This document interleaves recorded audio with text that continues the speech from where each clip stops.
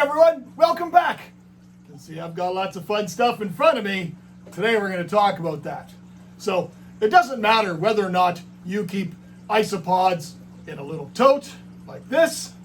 This works totally fine. This is easy to do. You can control a lot of the parameters, environmental parameters, very easily in this type of an environment. Or if you keep them in something a bit more nature inspired, such as this. You know, lots of plant life, lots of microfauna. All these things are good. So today, what I wanted to do today was actually kind of demystify ISOPOD substrates. Talk about all the different types of components, the pros and cons of each one, and why they're good and what are bad, and what you offer nothing to your isopods. So let's get into it.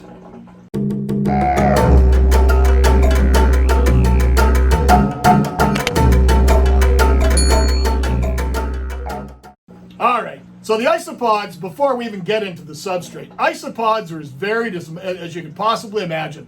There are species that come from limestone caves. There's species that live in the forest floor. I can find them all over my yard by lifting up any rock or twig. So they are in absolutely all sorts of environments. From here, close, up in Canada, where it's cold in the winter and it freezes well down to below -40 Celsius, or all the way down into the tropical countries. You find them like in some of the caves in Vietnam, where a lot of the hot new species, Miralunella, are coming out of now.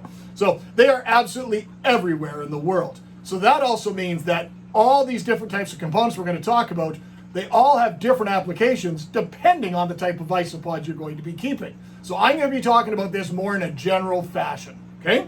So my base of my mix for all my isopods, my start out base, is a good quality organic substrate.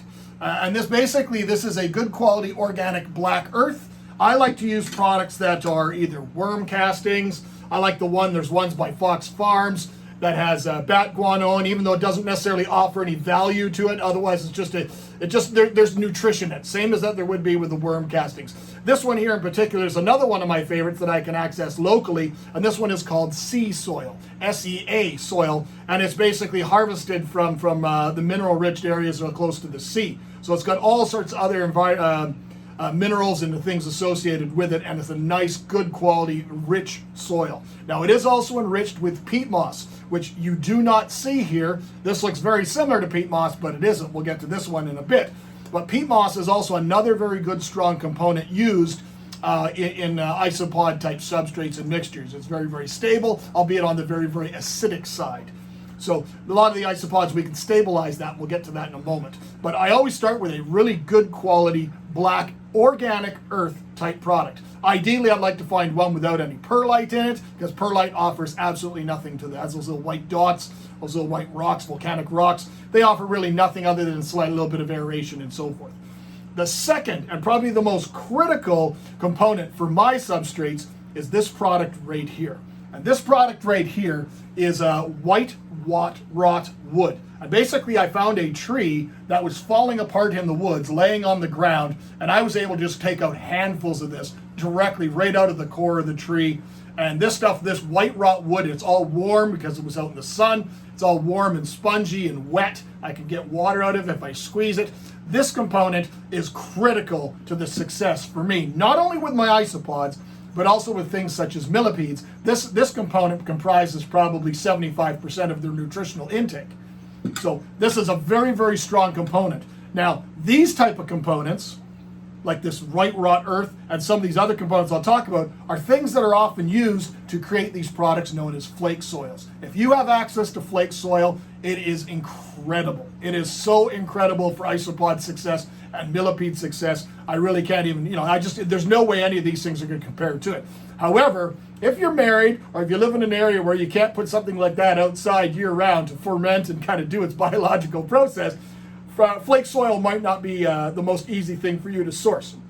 What I do is, by sourcing natural white rot wood and natural forest mosses, all I do is I do not sterilize them. I used to, and I've talked about that in videos before, but I do not do that anymore. What I do is I will take a certain amount of this product, I will put it in a Tupperware or a tote, and then I'll have another tote of almost the same size, and I will fill that first tote with water, and then put this right up above the line, and then put the other tote on top, so it forces the water and the product below the water line, and that squeezes it down. And that means anything that cannot survive being drowned, like the bacteria and stuff and all those beneficial products that are in these components, those will survive. But it'll drive out things like centipedes and things like that we do not want to introduce into our colonies.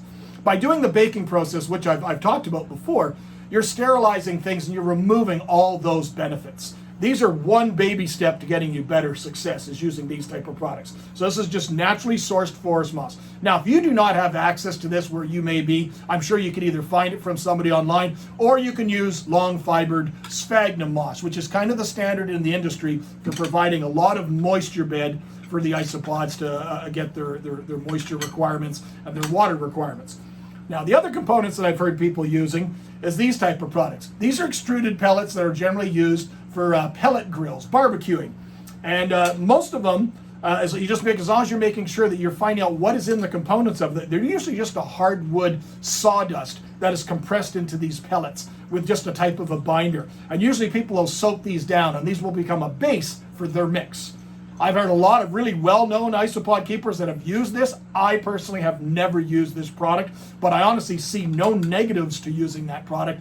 It's cost-effective, you get a lot for little, and as long as it's clean, it doesn't have any other products in it that you definitely do not want to introduce, I see no reason not to use that type of a product.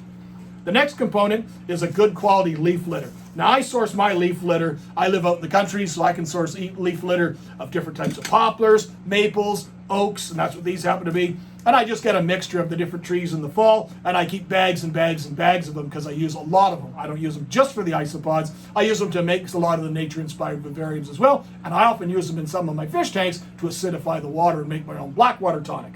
Okay?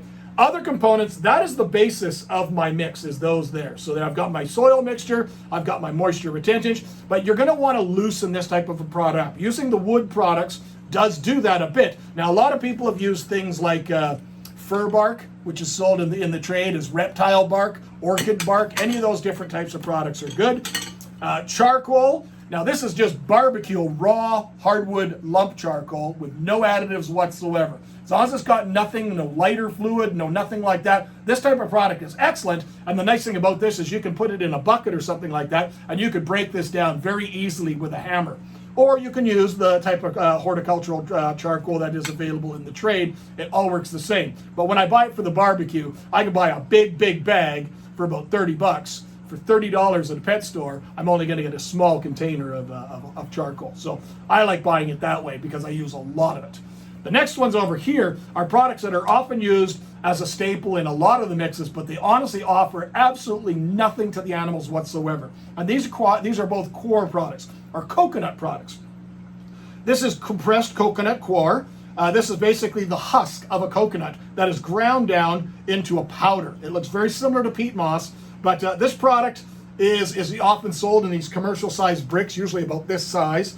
And they're very hard, and the reason for that is it's easy to ship, it's easy to do a lot of things with it, but the one component that I do not like about these products is the high level of salts that they often contain, and you do have to very well leach them very well to make them usable. So I'm not really much of a fan for them. I do use them in some of my background builds because it's very inexpensive. I like the colors and stuff like that, but as an actual substrate additive for isopods and the animals that are going to be consuming the soil, it does absolutely nothing. And this product here is the same product in a less refined manner. This is coarse chunk cocoa fiber.